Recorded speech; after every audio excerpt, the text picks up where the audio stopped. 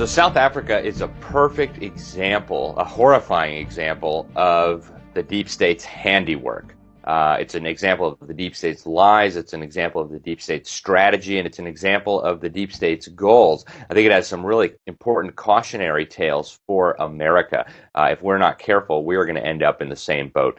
So I want to talk in particular about the Afrikaner nation. These are America's closest cousins anywhere on the world. They created this little outpost of kind of Western Christian civilization on the southern tip of Africa. And they contributed so much to the world, so much to the West, in particular to the free world. They provided crucial aid in World War II, for example. They single-handedly bled the Soviet war machine for decades. The entire might of the communist world was up against them, and they held their own, even in the face of Western sanctions. And they even performed the first heart transplant. They developed nuclear power. They developed their own weapons industry. I mean, it really became a first world country in the truest sense of the word.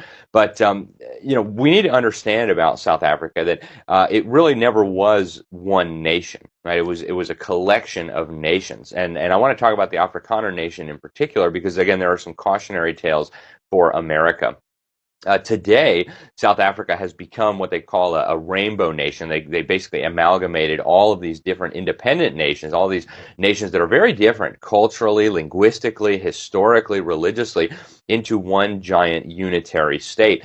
And today, South Africa is ruled by a racist, communist regime, and the situation is spiraling downwards very, very quickly. So you have life expectancy has dropped about 10 years just in the last 25 years or so since the takeover of South Africa by this communist government. Technically it's the African National Congress in a coalition government with the South African Communist Party, but the ANC has been a communist front group for many decades, and this is an established fact now.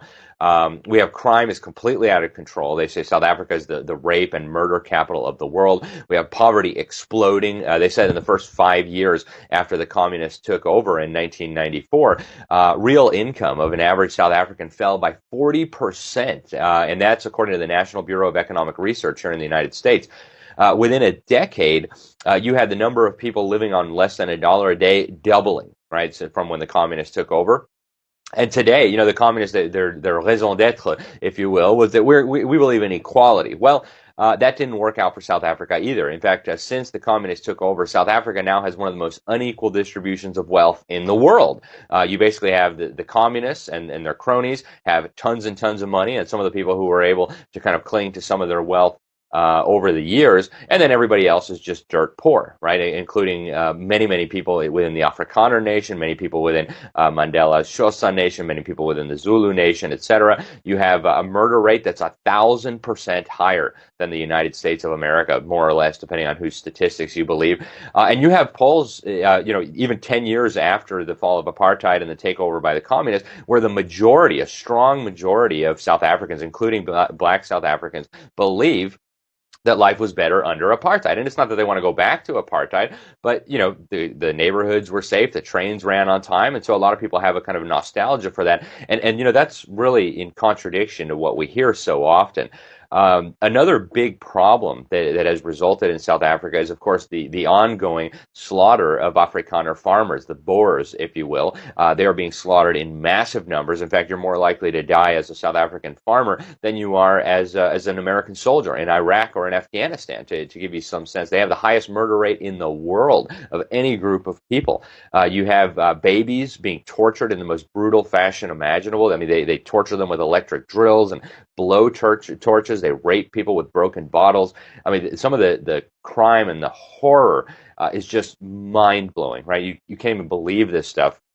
The government lies about it, but the evidence is, of course, overwhelming. And now the government has openly come out and they're working to steal the land of the South African farmers. They claim that sometime in the distant past the land was stolen, and so we're going to steal it all back. They also spread all these lies that Afrikaners own, 3/4 of the land. That's not even close to true. They own less than 20%. In fact, they own less land than the government owns, and much of that is over in the western part of South Africa, which is very, very dry, where you need an enormous amount of land just to run some cattle or some sheep or goats if you're fortunate enough to be able to grow that there.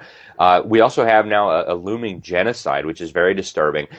We first picked this up in the New American. Well, actually, we had warned about it back in the 80s and the early 90s, but we picked up the story again in 2012 with a cover story about the looming genocide. And what happened was the world's top expert on genocide, a gentleman by the name of Gregory Stanton, had gone down to South Africa in 2012 on a fact-finding mission. And keep in mind, this guy was a guy who literally campaigned against apartheid. I mean, nobody can accuse him of being pro-apartheid or anything like that. But he warned that there was direct evidence of government incitement to genocide. I want you to see some of these videos here. Here is Gregory Stanton talking about these things.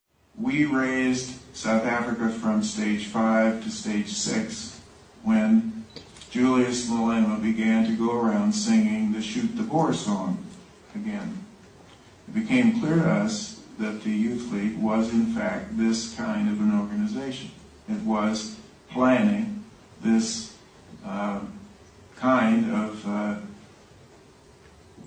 genocidal massacre and also forced displacement of whites from South Africa. And so we raised it to 6. When Julius Malema was then, thanks to the TAU and others, tried for hate speech and was convicted and was in fact enjoined by the judge from ever singing that song again, we said, oh, there was a great sense of relief from some of us that maybe South Africa was pulling back. But then the president himself started singing this song. Well, this really worries us now.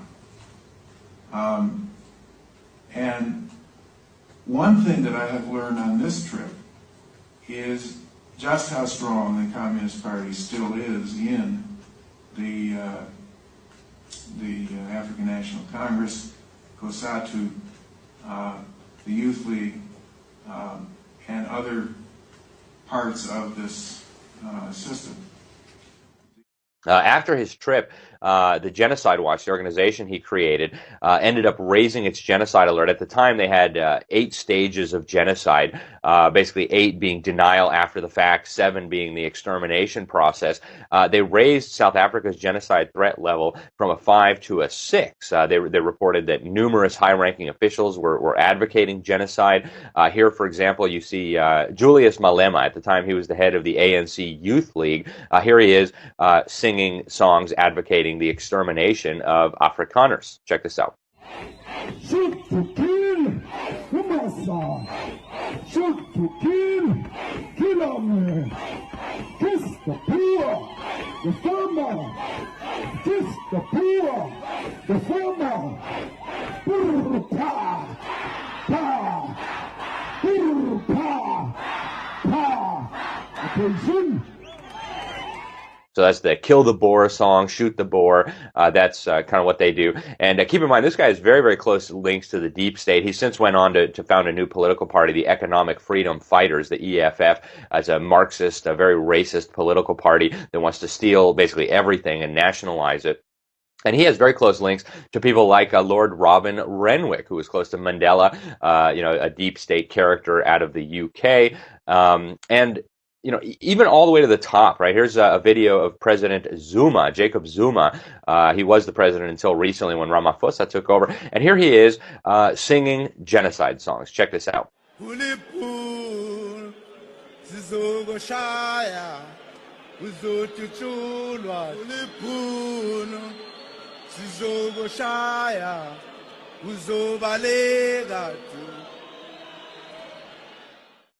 He also, during his trial for rape, his defense in the rape trial was, well, her conga was so short, right? We can't just resist a woman who's like that. And so that was his defense at his rape trial. He's a polygamist, racist, communist. And so these are the kinds of people who run South Africa today. Can you imagine any other country where the president was singing genocide songs advocating the extermination of a minority group? People would be horrified, and rightfully so. And yet when it happens in South Africa, nobody wants to talk about it. Why not? Because this is the deep state's handiwork at work. So first we need to talk about some history, because you really can't understand South Africa without, or the Afrikaner nation without some history. So Jan van Riebeek, he was a Dutch man. He arrived on South African soil back in 1652, and there were actually no Bantu peoples anywhere to be found. In fact, they didn't meet Bantu peoples, Black Africans, for over 100 years. Actually, there were some Khoikhoi peoples, some nomadic hunter-gatherers. But they got along pretty well with them. They traded until some of the Khoikhoi started stealing cattle and things like that. And so it didn't always work perfectly. But, the very beginning of this history starts off in the public mind with a myth. There's this fake idea that the Dutch arrived and just started enslaving and killing and pillaging.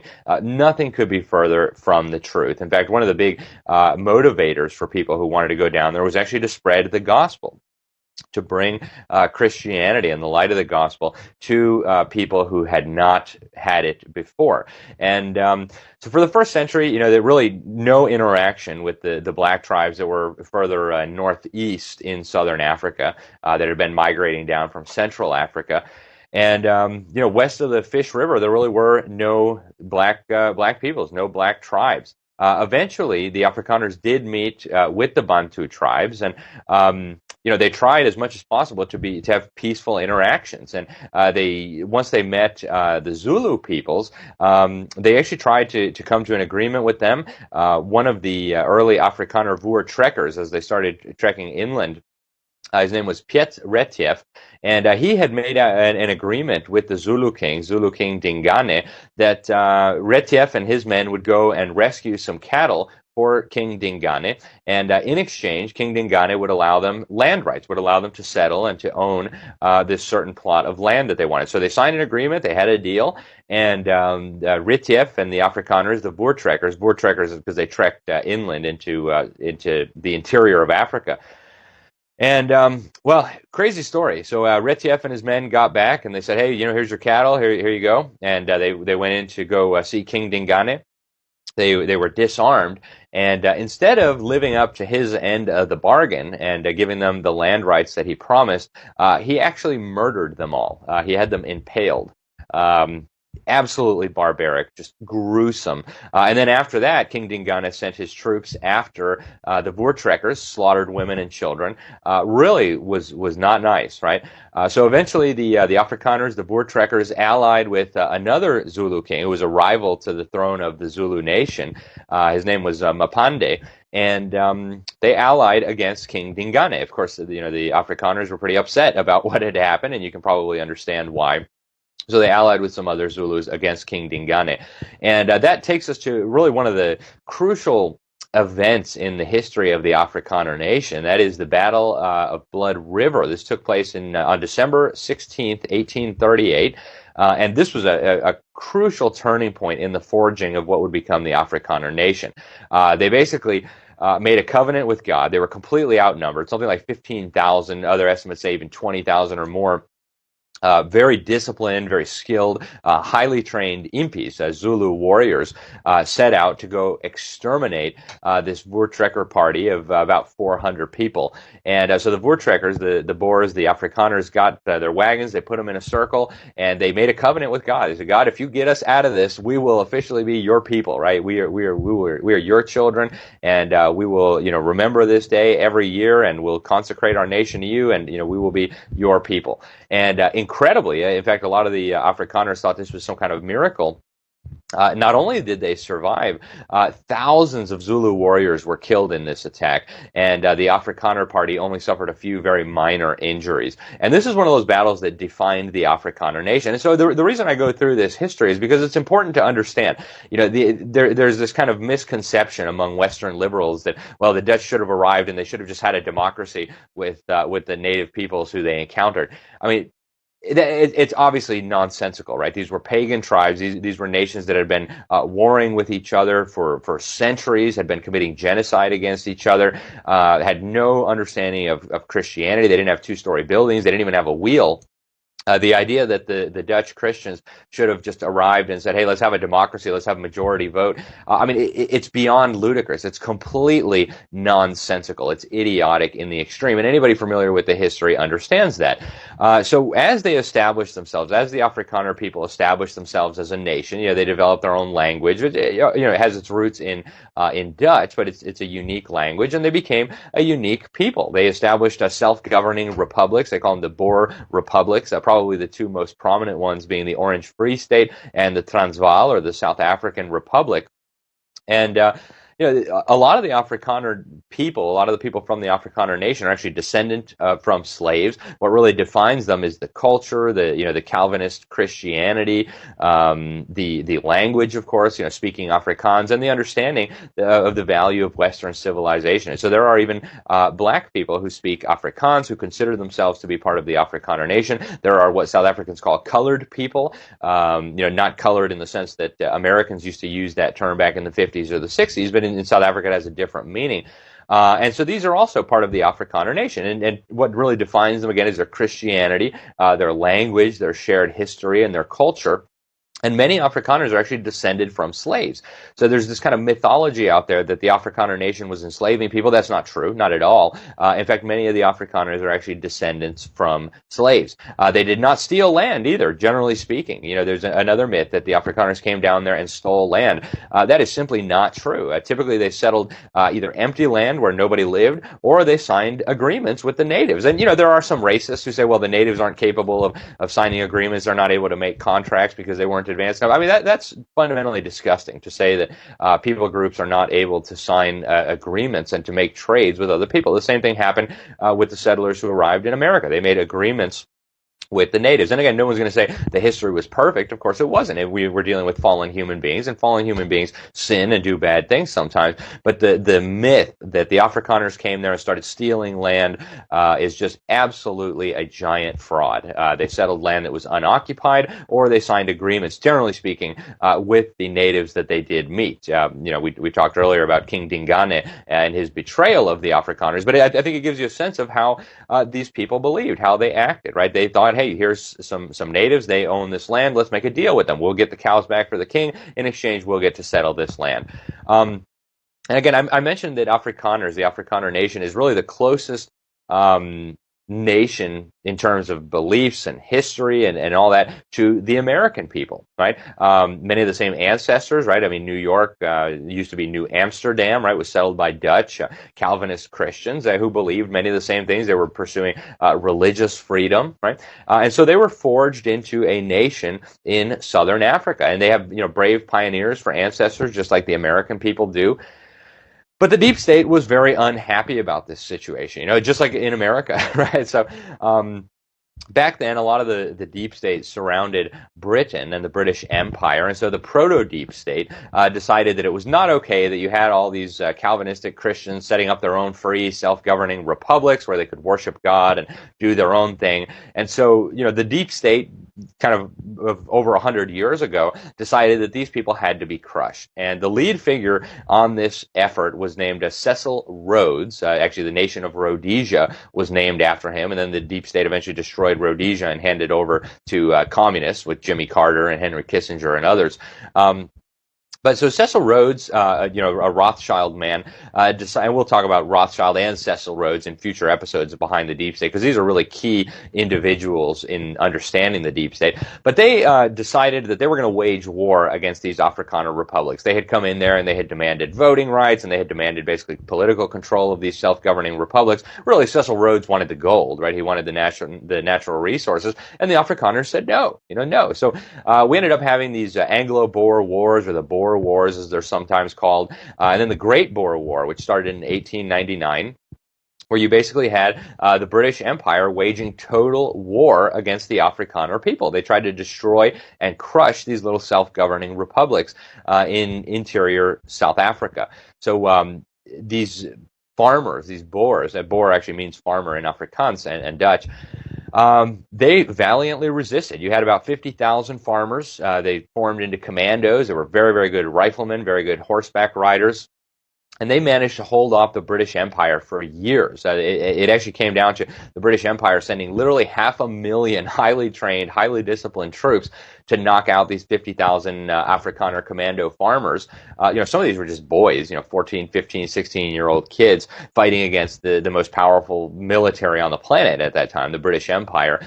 And the British did not play fair, right? The deep state, if you will, did not play fair. In fact, they had a scorched earth policy.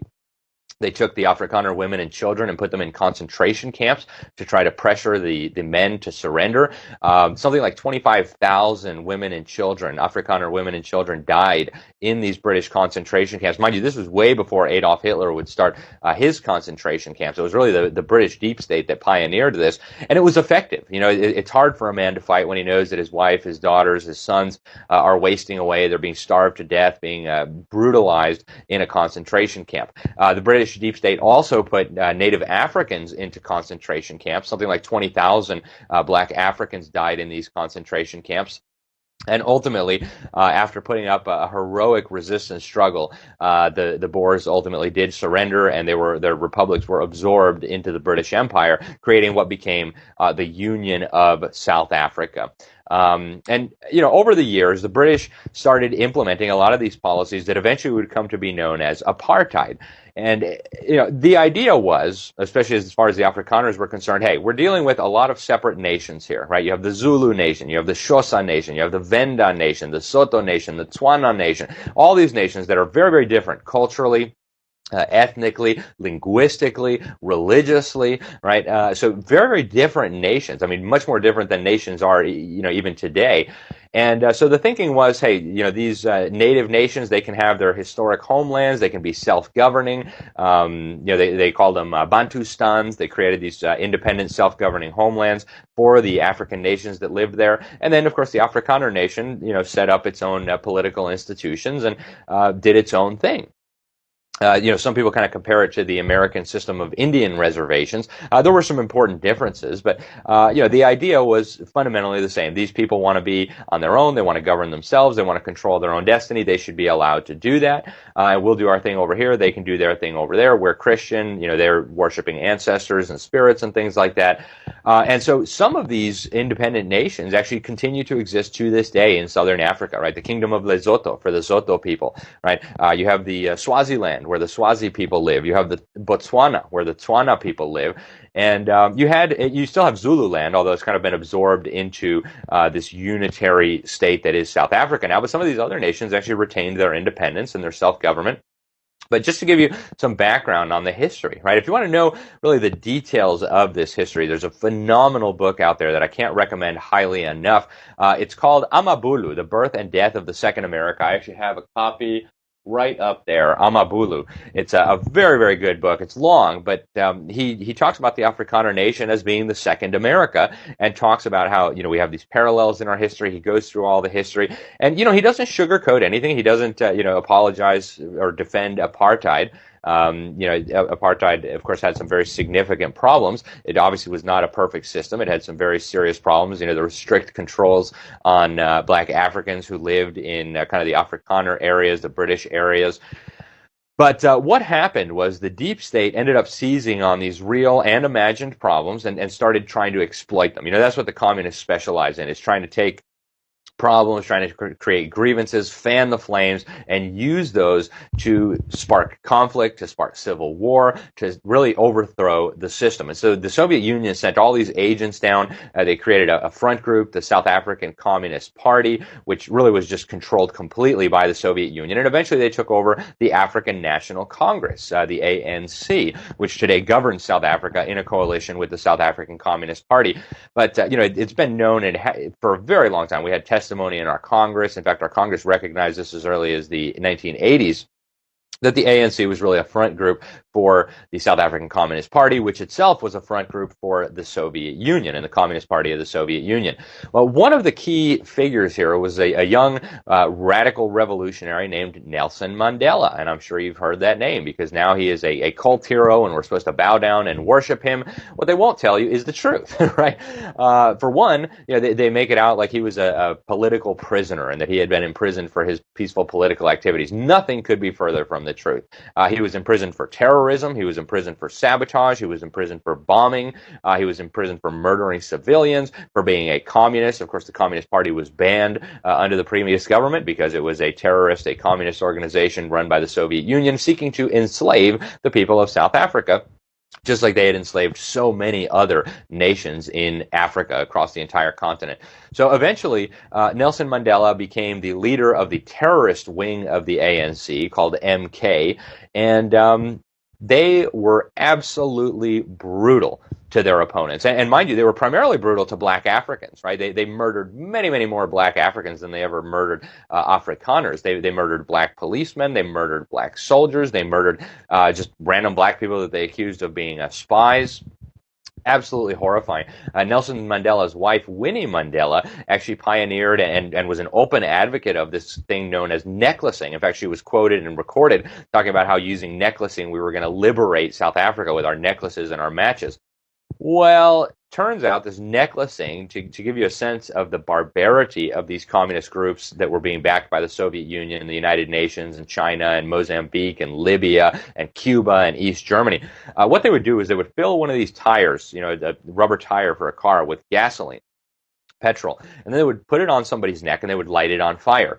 It is one of the most gruesome deaths that you can possibly imagine, and this is the kind of tactics that the Mandela family was using and was openly endorsing against their political opponents. Check this out. Barbaric way of reprisal. A tire is filled with kerosene or gasoline, placed around the neck of an alleged collaborator, and ignited. The victim may be a black policeman, a teacher, a soldier, a civil servant. It makes no difference. The atrocity is designed to terrorize blacks into ending all racial cooperation. And so, all of this savagery, all of this barbarism led the U.S. government to declare the ANC and Nelson Mandela to be communists. In fact, they were put on the U.S. State Department's list of communist or of terrorist organizations, and Mandela didn't actually come off that list of terrorists until 2008. Congress identified the ANC as a terrorist group in the 1980s. So, it was universally recognized in the United States that these were absolutely brutal terrorist organizations murdering civilians, and yet the deep state decided these are the people who should take over South Africa, and they did everything possible to make sure that would happen. So we already talked about how the Soviet Union, East Germany, Cuba, all these different communist regimes were helping the ANC and the South African Communist Party. Zulus and Afrikaners were fighting very hard against this takeover. In fact, the Zulu leadership, they created the political party, the Inkatha Freedom Party, and they fought really hard to prevent the communist takeover of South Africa, as did many Afrikaners. But ultimately, with basically the entire deep state arrayed against them, you had Hollywood, you had the Council on Foreign Relations, you had the establishment media, you had the communist-controlled World Council of Churches, you had the United Nations, you had the Soviet Union demonizing the Afrikaner people and painting these communist terrorists as some kind of heroes, right? That were going to save South Africa. In 1990, the Council on Foreign Relations was openly praising and celebrating Nelson Mandela, who, again, remember this guy was on the list of U.S. State Department terrorists. And in 1993, David Rockefeller even hosted this dinner honoring Mandela and inviting, raising money for Mandela and for this takeover of South Africa. The foreign secretary, the foreign minister of the South Africans, eventually thanked David Rockefeller for funding the ANC for many, many years. Right? David Rockefeller, of course, is the ultimate deep state character, founder of the Trilateral Commission, key member of the Council on Foreign Relations, was on the steering committee of Bilderberg, and on and on. We'll do a video on Rockefeller later, but if you've been watching this program, you know all about all these deep state organizations. Kissinger, of course, was a hand-picked lackey of the Rockefeller dynasty. The guy who always runs around blabbering about the need for a new world order, right? Well, he had earlier helped betray Rhodesia into the hands of the communists and the terrorists on behalf of the deep state. He basically forced the Rhodesians to surrender power to Robert Mugabe, who ended up going on a genocide, murdering the Matabele people in Ndebele land. Unbelievable stuff. And so Henry Kissinger, another deep state guy, helped betray South Africa. The U.S. government put sanctions on the South African government, which, remember, was pro-America, anti-communist, was basically fighting the entire might of the communist world all on its own. even in the face of U.S. sanctions.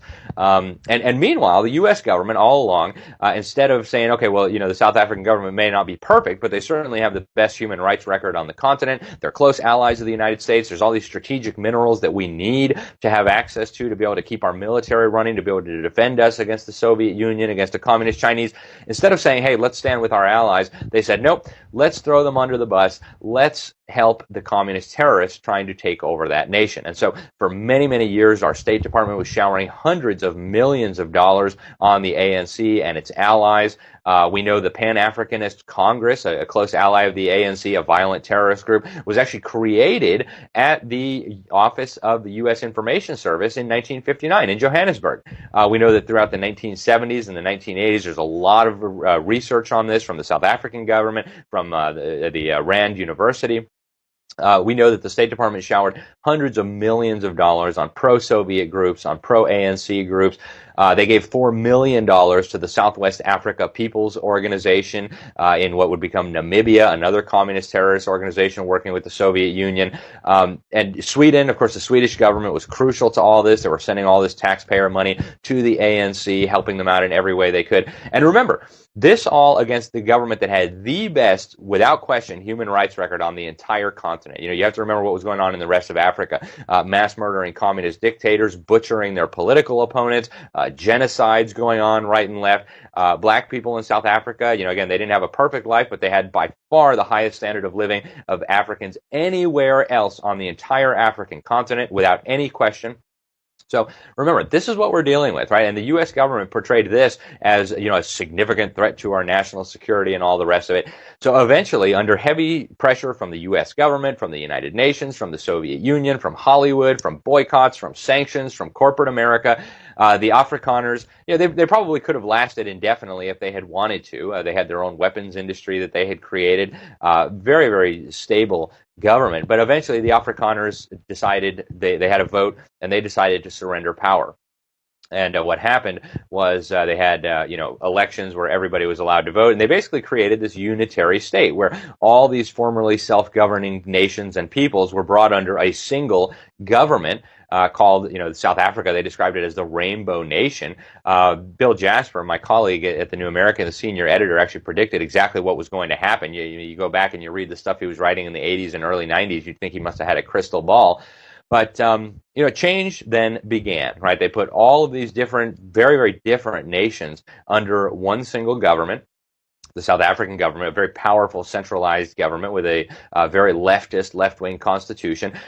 And, a lot of people thought that things were going to get bad really quickly. And it took time, right? Change took time. The communists had a very interesting strategy for their revolution in South Africa. And the first step was actually to keep in place some of the economic structures that then existed, because they knew that South Africa, of course, was the richest country by far on the continent. It was very advanced. Again, it was a first world nation. They wanted to keep this in place because it would help advance their communism. So they didn't want to just outright come out and destroy the economy like they had done in so many other countries.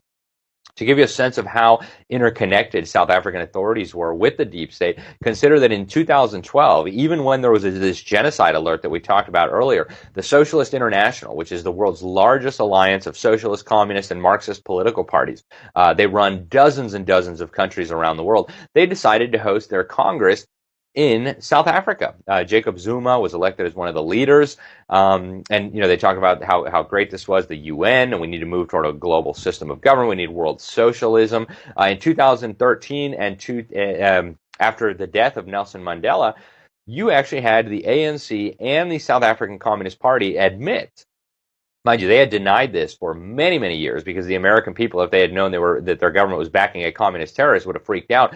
But they finally admitted in 2013, after Mandela passed away, that he was actually not just a member of the Communist Party, which they denied all along so that Americans would be duped into supporting this, but he was actually a member of the Central Committee, the decision-making body of the South African Communist Party, which of course controlled the ANC. So, the pictures are everywhere of Mandela standing in front of the Communist Party banner with the Communist Party leader Joe Slovo.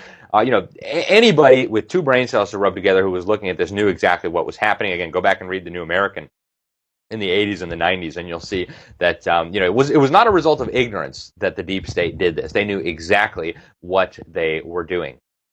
In 2014, though, the South African Communist Party and the ANC announced the radical second phase of their communist revolution. And this is where they were going to actually start nationalizing big sectors of the economy and start kind of dropping the mask and revealing what was the plan all along, right? A communist revolution, a communist takeover of South Africa.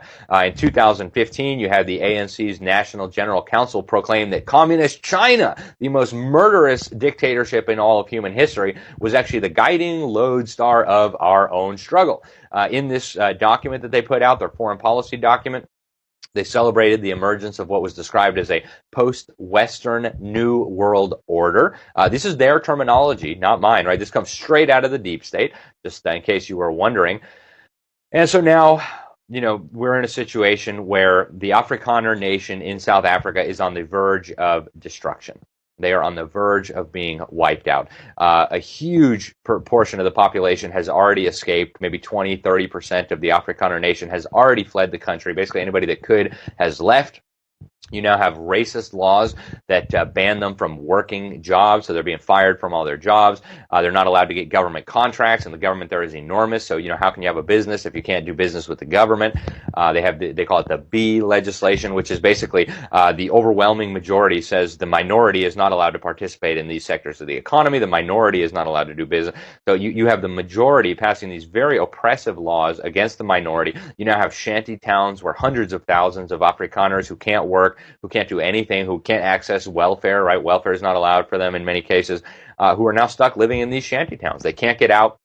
They can't work. They can't farm. They can't do anything. And so the Afrikaner nation is on the verge of destruction. It's a tragedy of enormous proportions, and it is a microcosm of what's going to be happening to the broader Western world if the deep state gets its way. So there are different solutions that have been talked about. There's people talking about now a two-state solution where basically the Western Cape would become an independent Afrikaner homeland for Afrikaners of Dutch descent and colored Afrikaners and so on, where the vast majority speak Afrikaans, or the vast majority are Christian, and then Eastern South Africa would become its own nation, and the ANC could govern over there. So that's one option. There's also a lot of people pursuing just a mass exodus of the Afrikaner people from South Africa. Some have already started arriving in America as refugees. Some are going to Australia, Canada, the Netherlands. Actually, the Home Affairs Minister of Australia, Peter Dutton, at the time, said that, hey, what's happening in South Africa is unacceptable. He said, if you look at the footage, if you read the stories, you hear the accounts, it's a horrific circumstance they face. He said, I do think on the information that I've seen that these people do need help. They need help from a civilized country like ours. The people we're talking about want to work hard. They want to contribute to a country like Australia. So we want them to come here, abide by our laws.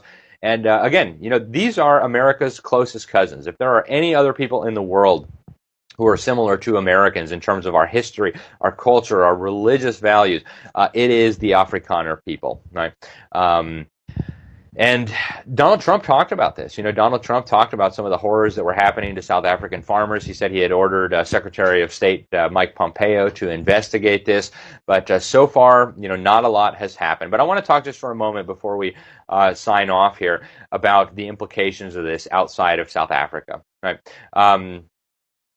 The Afrikaner people are kind of like the canary in the coal mine for Western Christian civilization. I mean, a far-flung, outpost of Western Christian civilization on the Horn of Africa is now being completely obliterated. And the process that occurred down there is actually very similar. It's like a microcosm, as I said, of what they're doing to the whole world, right? So in South Africa, you had, this Afrikaner nation kind of controlled its own destiny and was forced to surrender control of its own destiny, right? They were basically ordered to vote themselves into this situation that they're in now, under pressure from the deep state. Well, now that is happening worldwide, right? You had the recent Secretary General of the UN, Ban Ki-moon, talked about the UN as being this parliament of humanity, right? This parliament of humanity. Well, if the UN becomes the parliament of humanity, what does that mean for Americans, right? The parliament is a governing body that creates laws. Well, what happens if America becomes just one vote in this parliament of humanity? Well, the exact same thing that happened to the Afrikaners